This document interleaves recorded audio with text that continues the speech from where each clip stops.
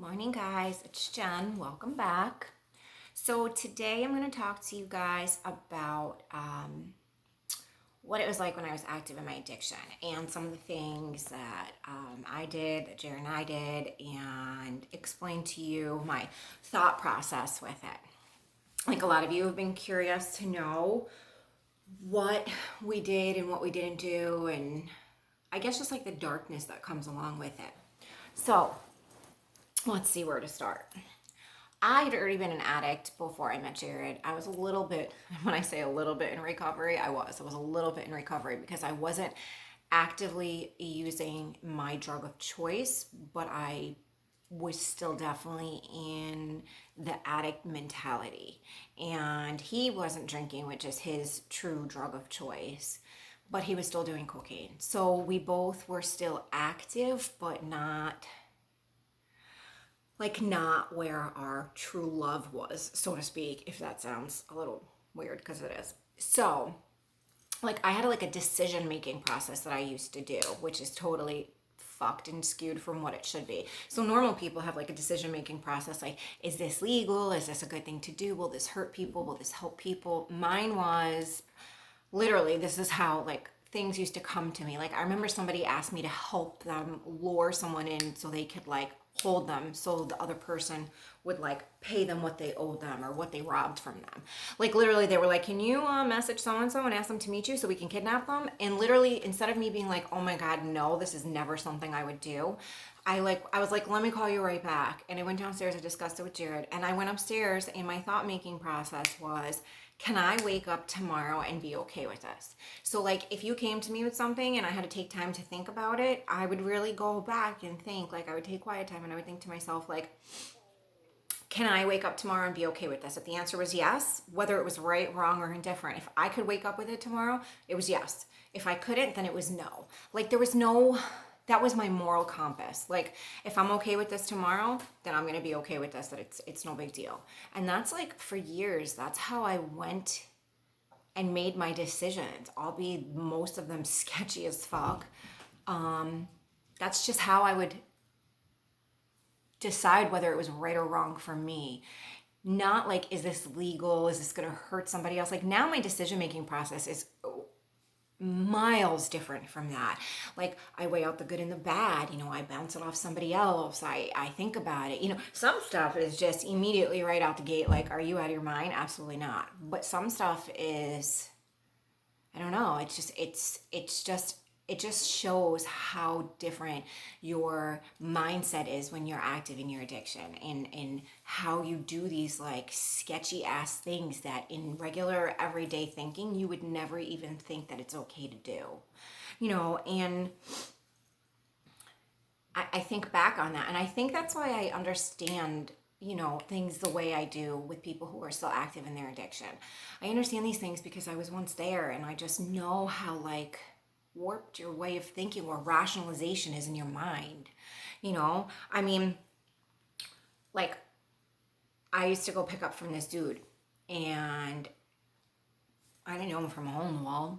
A friend of a friend of a friend of a friend introduced me to him, and I thought it was cool to just go to some random dude's house in a different state.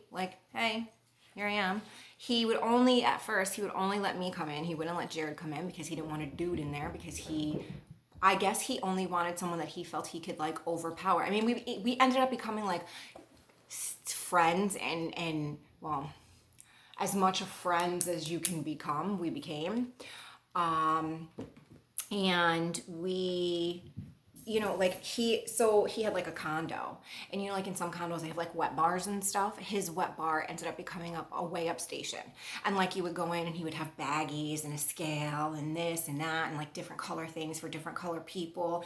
And then he had a excuse me, a vacuum seal thing, and you would be able to after you packed up your order, weighed it up, he verified you weighed up the right amount, because he would have bricks of meth I've never seen before. And then you would vacuum seal your shit so you can travel back with it. Crazy. Why would I ever put myself in that type of position? The cartel he was involved in, they were just known for violence. he like, oh, here's Lena.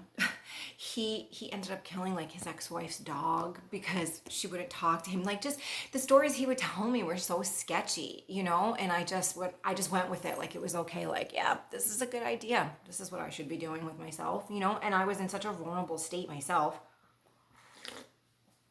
You know, when I got arrested, I was like 82 pounds, and I was not thinking in my mind like, I'm 82 pounds. I still thought I was the same chick I always was, and I would put myself in really sketchy positions. I would go into these people's homes, and it was just a bad lifestyle, you know? And someone asked me the other day, like, oh, can you do a story about, like, you know, the darkness that surrounded your addiction? It didn't surround my addiction. My entire addiction was dark. Like, and a methamphetamine addiction, in my opinion, is the darkest that it can get. I mean, like, you do some sketchy shit when you're, you know, in your dope days, like at least I did. But I mean, I think because sleep deprivation and everything else that comes along with it, like, methamphetamine just takes you down a whole other rabbit hole. Like, you literally see shadow people. You think there's things there that's not. Your brain goes to sleep, but your body's still up, so you're still walking around thinking things are okay. Like, I remember one of the saddest things that Bella ever said to me. She was like, Mommy, why are you so skinny? I don't want you to die. And like, I cried when she said that, but I still could not process in my head, like, you're killing yourself. I thought it was, you know, I joked around during my live, like, and Jess and I talked about it, like, my thyroid and this and that. No, bitch, it's not your thyroid. You're literally putting chemicals into your body every day. Like, it's okay. And, you know, it's like you lose your way to rationalize the death and destruction you're putting in your own life. Like, so to say like there was a darkness around me doesn't even give it a real sense. Like, literally, I was the darkness. I helped other people get to their darkness too, and that's the saddest part.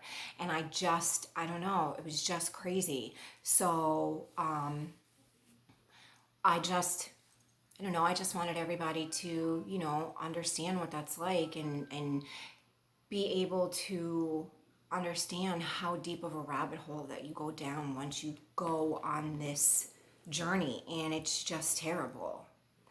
So I hope I answered some questions for you guys, and I hope you had a fun, safe weekend, and I will see you in a couple of days. Bye.